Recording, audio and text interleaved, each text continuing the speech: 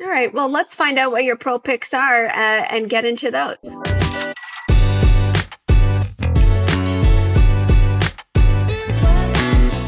ProPicks is brought to you by ATB Financial. With $62 billion in assets, ATB Financial is powering possibilities for more than 820,000 financial services clients in Alberta and beyond.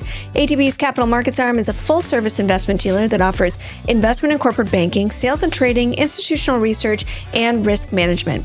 Visit atb.com/inthemoney for more information. Okay, James, your first pro pick is Fortinet, cybersecurity. Why do you like it? So when we think about cybersecurity, there's been a number of problems, right? You saw Delta Airlines and CrowdStrike had an issue last summer. United Health, as we talked about, had a problem last spring or last winter, I guess it would have been. I think those incidents of cyber breaches are probably not going down. I think they're probably going up. And I think the amount of money that you need to spend to maintain your technology infrastructure and defense is likely going to be higher tomorrow than it is today. We think Fortinet's really well positioned in the space with both hardware and software as a solution. So it means that a customer can come to them and buy their entire product suite rather than only going for a software solution or only going for a hardware solution. Couple that with really strong profitability and some fairly consistent top line growth numbers. We think they're pretty attractive today and fairly priced. What kind of upside do you see on Fortinet? I mean, I think it depends on your time frame, but realistically, I think there's probably 20 or 30%. Let's move on to your second pick, which is S&P Global. The S&P 500, they are an index maker. So they kind of do a bunch of indexes, the S&P TSX. And then they also have like a big data component. But help us understand what this company is and why you like it. Sure. So I think one, it's something that kind of flies under the radar. One of their big competitors, Moody's. So they're both financial data providers. They both provide ratings on corporate debt, government debt, et cetera, et cetera. And then they've got this index component as well. And so for S&P Global, we think it's a pretty attractive business when you look at the refinancing that's going to happen in corporate debt over the next 3 to 5 years. They've been very consistent in defending their margins, and they've been pretty consistent with growing their business. S&P has a new management team coming in. So Martina Chung has been with the company for 14 years. She's taken over as CEO. And so we think that the kind of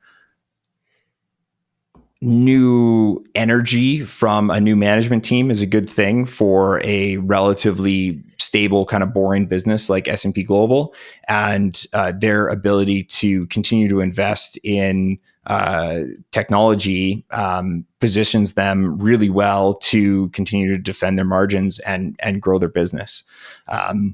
So when you think about things like AI, AI monetization, their ability to streamline workflows, manage data, and then monetize that data and resell, we think it's pretty attractive.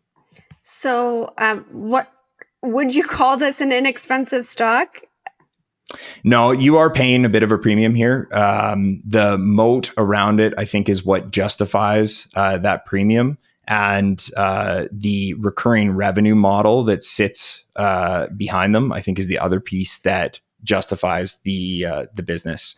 We were talking about Mattel earlier. Like, I would think that S&P Global outgrows Mattel, right? And so you are going to have to pay a bit of a premium there, and you're seeing that difference in pricing come in, right? Mattel at 12 times and S&P where it is. All right, your third one is Mastercard. We were just talking about troubles potentially with the consumer. So it's interesting that you're picking up Mastercard. And you know what? It's had a bit of a pullback, it's down about 7% from its all-time high. Yeah. So what we like about Mastercard is their global business, and we like their margins. We like their continued discipline and execution. We like how they are putting some fintech partnerships first, and continuing to invest in what their business is in terms of payments. Certainly, the concern or the risk here is the consumer, and does consumer spending continue to grow, et cetera, et cetera.